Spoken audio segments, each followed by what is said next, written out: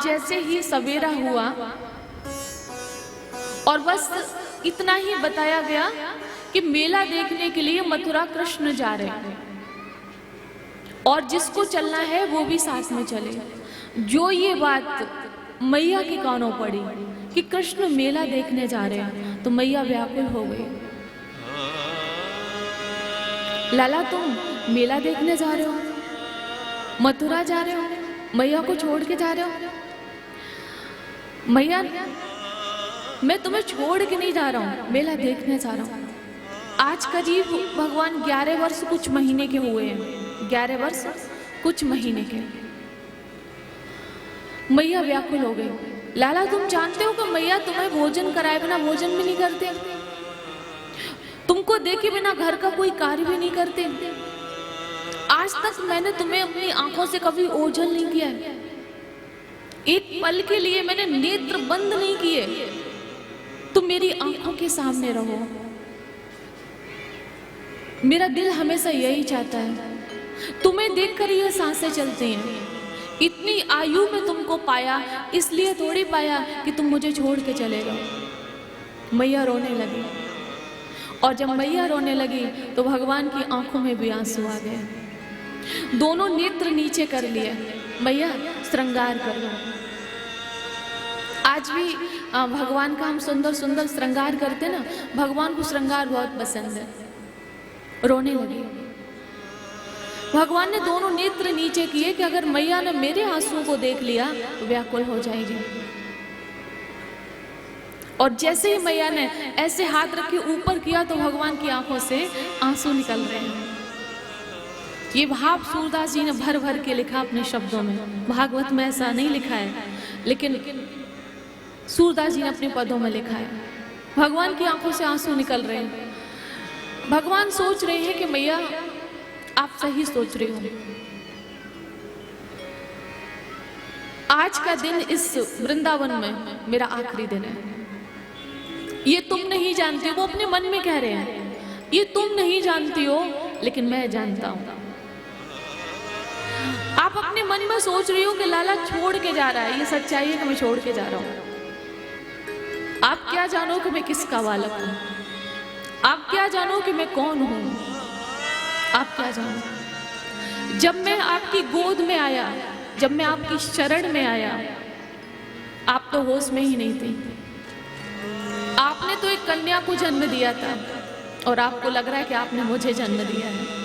इसमें तो सच्चाई नहीं है। जो जीवन का उद्देश्य है उसको तो पूरा करना है और मथुरा में जाना भी है। आपको धैर्य को धारण करना पड़ेगा मैया। भगवान मन में सोच रहे और आंसू निकलते जा रहे हैं। मैया श्रृंगार कर रही है। जब मैया को लगा कि हम कृष्ण को नहीं रोक सकते, माँ है ना, बच्चे की नजर से जान लेती क्या चाहता है, बच्चे के शरीर की हलचल से जान लेती है क्या कहना चाहता है। एक छोटा बालक होता है ना माँ की गोद में, जब वो रोता है तो माँ जान लेती है कि इसको भूख लगी है, इसके पेट में दर्द है। माँ जान लेती है, इसी को तो माँ कहते हैं। स्वामी विवेकानंद जी का एक बड़ा सुंदर भाव है और मुझे बहुत अच्छा लगता है कि एक बार किसी ने स्वामी जी से कहा कि संसार में माता पिता के सहयोग से बच्चे का जन्म होता है, लेकिन हमेशा माँ को आगे क्यों किया जाता है, माँ को इतना बड़ा क्यों बताया जाता है, ऐसा माँ क्या करती है। तो स्वामी जी ने कहते हैं कि 2 किलो का एक पत्थर दिया और कहा कि अपने पेट से बांध लो। एक कपड़े में बांध के दिया कि अपने पेट से बांध लो, 24 घंटे बाद आना ना, इसका उत्तर दे देंगे। 2-3 घंटे के बाद वो व्यक्ति स्वामी जी के पास गया और कहा कि स्वामी जी आप मेरे प्रश्न का उत्तर दें या ना दें, आप 24 घंटे की बात कर रहे हैं, ये पत्थर हमसे 2 घंटे में नहीं बांधा गया, न चल पा रहा हूं, न बैठ पा रहा हूं, न खा पा रहा हूं, कुछ भी नहीं कर पा रहा हूं। स्वामी जी ने कहा कि तुम उत्तर दे चुके हो। 2 किलो का पत्थर 2 घंटे नहीं बांधा गया, 4 से 5 किलो का बालक माँ 9 महीने तक पेट से बांध के रखती है, इसलिए उसे माँ कहते हैं। तो माँ का जीवन में बहुत त्याग होता है, इसमें कोई शक नहीं है। माँ जो हमें दे सकती है वो संसार में कोई नहीं दे सकता। माँ जितना प्यार हमें करती है इस संसार में कोई नहीं कर सकता है, चाहे कोई कितना भी बड़ा सन्यासी हो, त्यागी हो। ये हम जानते हैं कि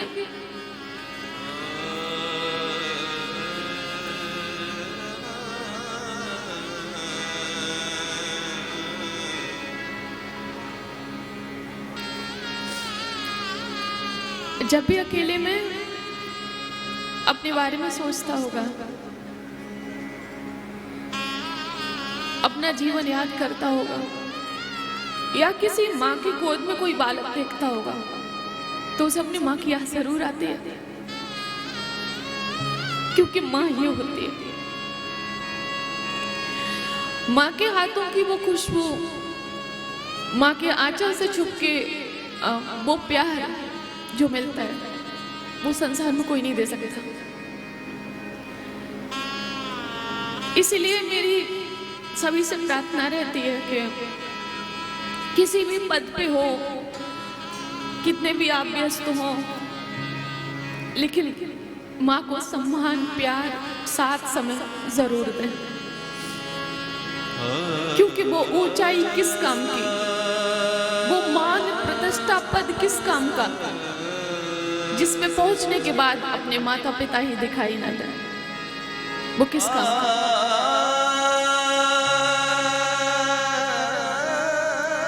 जब ब्रज को छोड़ रहे हैं भगवान, तो भगवान भी रुदन कर रहे हैं। भगवान कहते हैं कि मैया मैं ब्रह्म हूं, सबकी आत्मा का ईश्वर हूं, इस संसार में देवकी और वसुदेव के माध्यम से आया हूं, क्योंकि संसार में आने के लिए एक पवित्र माँ की कोख मुझे भी चाहिए। बिना आश्रय के नहीं आ सकता, करने में सब कुछ मैं सक्षम हूं, लेकिन मुझे एक पवित्र कोख चाहिए। भला ये संसार में लोग जाने कि मैं देवकी और वसुदेव नंदन हूं, लेकिन मैया ये मेरा वादा है, ये मैं आपसे आज कहता हूं कि मैं यशोदा नंदन के नाम से जाना जाऊंगा।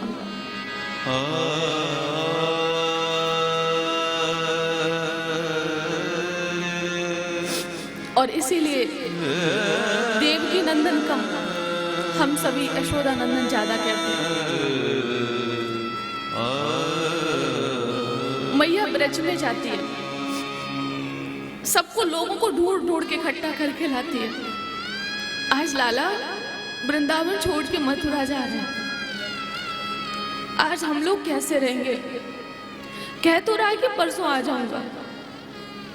मैं माँ हूं ना, तो मैं लाला को लाला से ज्यादा जानती हूँ, वो अब वापस नहीं आएगा। मैया कह रही है। अक्रूर जी से कहा कि आप कंस के यहाँ काम करते हो ना, आपको उद्देश्य से पता होगा कि कंस ने हमारे लाला को क्यों बुलाया। उस समय कंस राजा था।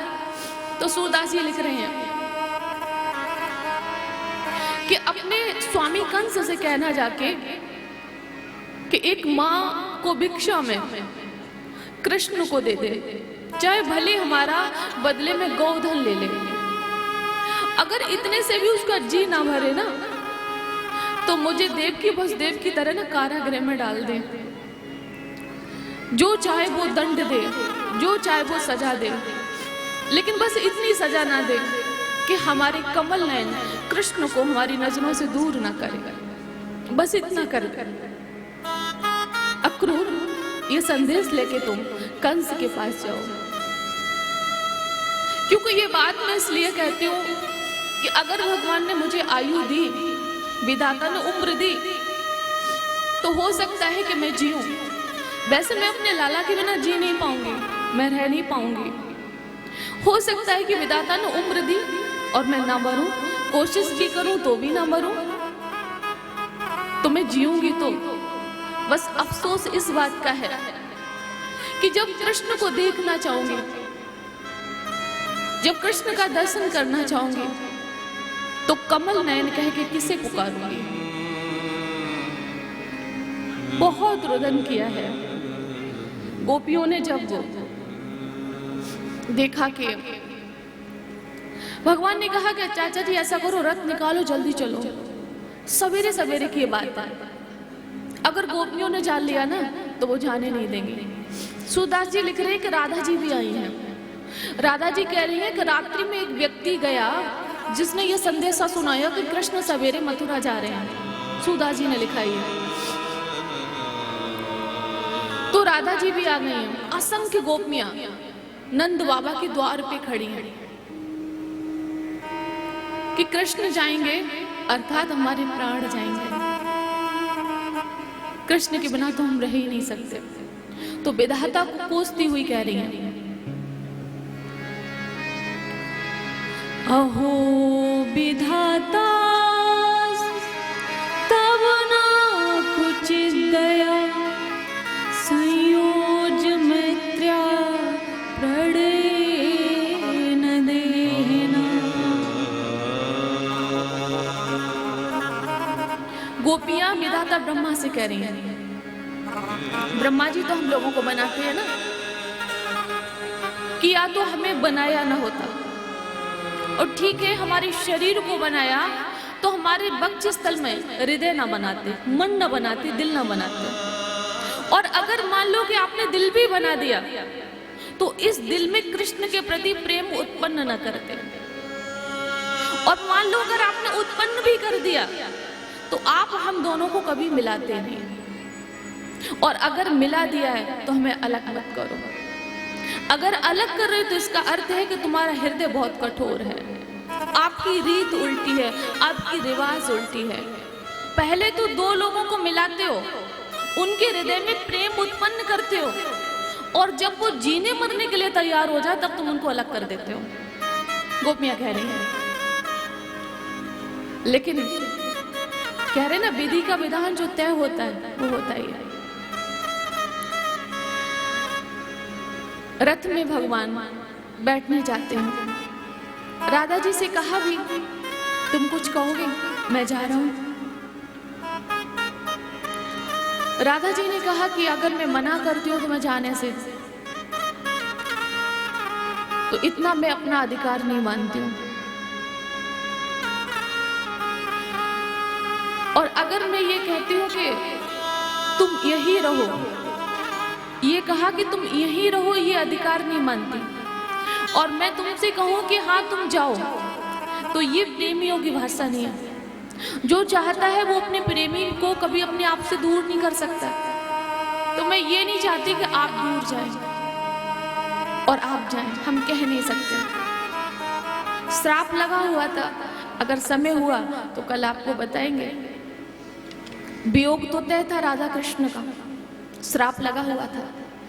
भगवान के सखा ने राधा जी को श्राप दिया था, तो इस कारण वो वियोग भी होना था। उस सब विधि का विधान पहले से तय होता है। हमारे हाथ में, आपके हाथ में कुछ नहीं है। 5 पांडवों को तो कुछ नहीं हुआ, लेकिन द्रौपदी के 5 पुत्रों को भगवान ने नहीं बचाया। अपने सगे भांजे अभिमन्यु को सामने खड़े होकर मरवा दिया, कुछ नहीं कहा। भगवान चाहते तो बचा लेते। जो तय है वो होगा। चीजों को सुधारा जा सकता है, लेकिन आप सोचो कि नहीं नहीं ये बिल्कुल ना हो, आपके मन के मुताबिक कुछ नहीं होगा। या फिर आप उस श्रेणी में हो, वो स्थिति अलग है, वो बात अलग है, वो अभी समय कुछ है नहीं बताने का। भगवान बैठे हैं रथ पे, सभी से कहा कि परसों आऊंगा, तो सभी गोपियां, मैया, सबको लगा कि कृष्ण परसों आएंगे, तो खुश हो गई। और धीरे से भगवान ने कह दिया दौड़ते गई, दूत के माध्यम से आऊंगा। सबने सुना कि कृष्ण परसों आएंगे, परसों आएंगे। इस इंतजार में उन्होंने जीवन बिता दिया, लेकिन वो परसों कभी हुआ नहीं। कृष्ण कभी भी वृंदावन वापस आए नहीं। रथ पे बैठे हैं, आगे बढ़े हैं। कोई गोपी रथ के आगे लेट जाती है, कोई रथ पकड़ लेती है। मैया दोनों हाथ फैला के रथ के आगे आ जाती है, कभी बेहोश हो जाती है। जो लोग अपने आप को संभाल सकते हैं वो अन्य गोपियों को संभाल रहे हैं, मैया को संभाल रहे हैं। लेकिन जिसके दिल का टुकड़ा जाता है ना, उसको पूछो को दर्द कितना होता है। ये तो सब कहने सुनने की बात है। जिसके दिल में दर्द होता है ना, मैं अभी कह रही हूं कथा में पढ़ के, तो फील कर रही हूं कि मैया के दिल पे क्या बीता होगा। जिसके जीवन में ये स्थिति आई, तब अपने आप को संभाल के दिखाना, तब मानेंगे कि आप मजबूत हो, तब मानेंगे। आज भगवान आगे बढ़े हैं और मथुरा पहुंचे हैं।